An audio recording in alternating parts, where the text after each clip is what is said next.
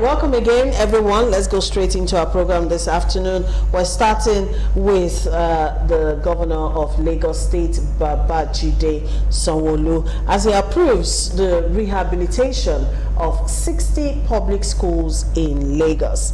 The Lagos State governor, Babajide Sanwo Olu, has approved the rehabilitation of 60 public schools across the state in fulfillment of his inaugural promise.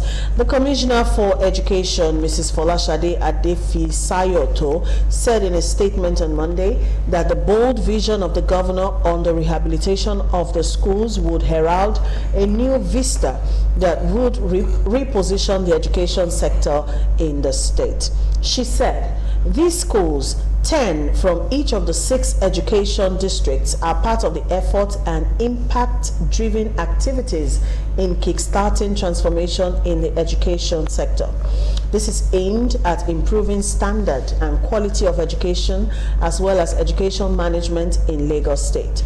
According to her, this administration has resolved to introduce measures aimed at addressing 3 broad critical issues affecting education in the state, and they are: 1, the need to upgrade the teaching profession; 2, the curriculum; and lastly, the school infrastructure.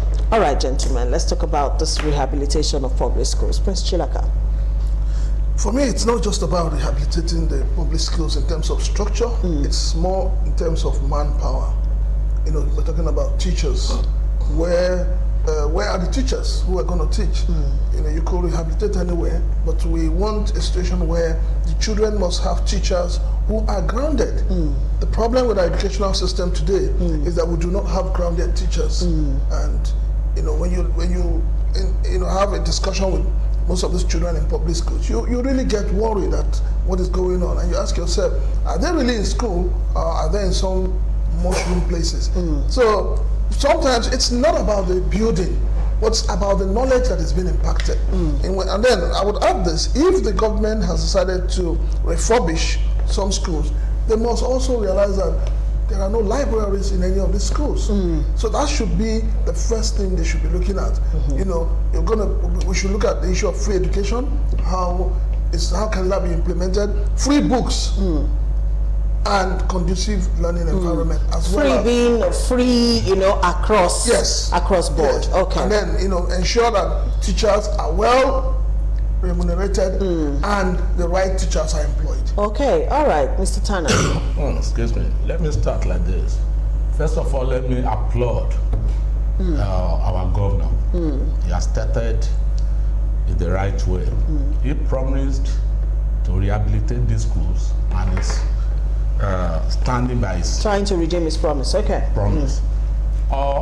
2 weeks ago on this program, I told reviewers about my experience with some of the schools. You need to see them. Students are still sitting on the floor, on bare floor. So you'll be sorry. But now that he has taken the initiative, I commend him once more. But it shouldn't stop. It shouldn't be the last stop for him. There are many schools, there are many things to be done in schools. For example, as my colleague has rightly said, I don't think any school can boast of a library now. In those days, when we were in school, you know, you go to library, you see series of books from one subject to the other. But nowadays, because people are no more learning now, I won't deceive you, the children are not ready to learn because of the situation. Let me put it this way: it's not a conducive atmosphere for students to learn anymore. You see them 100 pupils in a class, they be making noise. You know, I used to pity the teachers, most especially the Yoruba teachers. You know, in a school, hardly will you get up to 3 Yoruba teachers in a school. Go and find out. So a teacher will have to teach about 1,000 plus students. So they'll be tired. So please, Governor Sanwo Olu, I'm appealing to you, employ more Yoruba teachers. I'm not trying to be because there are people who will say, why not? But Yoruba, try. Well, we're in Lagos anyway. We are in Lagos, yes. And it's a core subject. It's a core subject. So please employ. more Yoruba. I recall even me with all the plenty English I speak. So I had to do Yoruba in school. Course, Yes, I had to. All right, Please. Mr. Shopito. Thank you. Well, like Prince said, it's not the physical structure that actually constitutes a school. The teachers need to be trained and retrained. I discovered recently that teachers' colleges have been abolished. I understand we don't have teachers' colleges any longer. In our own time, teaching was a calling, and you had grounded teachers. And that's why if you started any private school in our own time, you probably will close it up, because all of us went to public schools, and here we are today. Now, yes, okay, they need to study in a conducive atmosphere, but then the people who are going to teach them, the standard of education in this nation today, well, they used to talk of a state of emergency and everything. Maybe we need to declare a state of emergency on our educational system. Unfortunately, right now, corpers are deployed to schools to go and teach. Some of these corpers cannot even express themselves. So, it's more than the renovating the structure.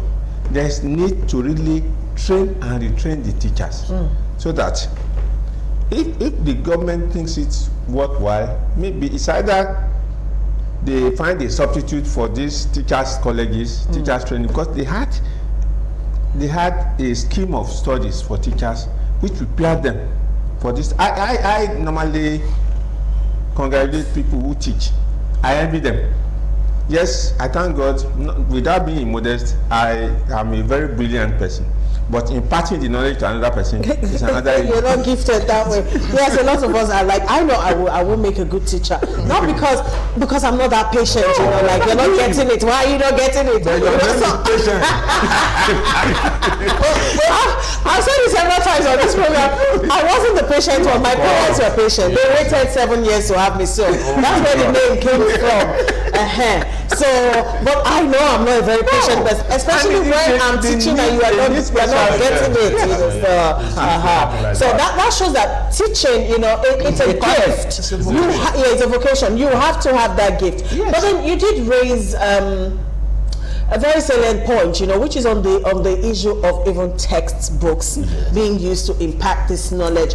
If you have children in school today, you will know that the way books were used in our time is different from how books are used today. What I'm trying to say is, perhaps one of the reasons why it's even hard to have like a standard library in most schools is because most of the books being used in learning, there is no continuity.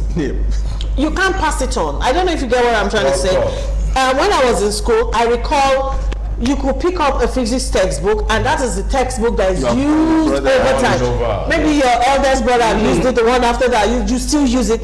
It's not the same now. You buy books, and it ends there. It ends there. It ends with that child. Next day, you buy another one for that. So, how do you keep this kind of books, you know, in the library, really, when nobody's going to use them?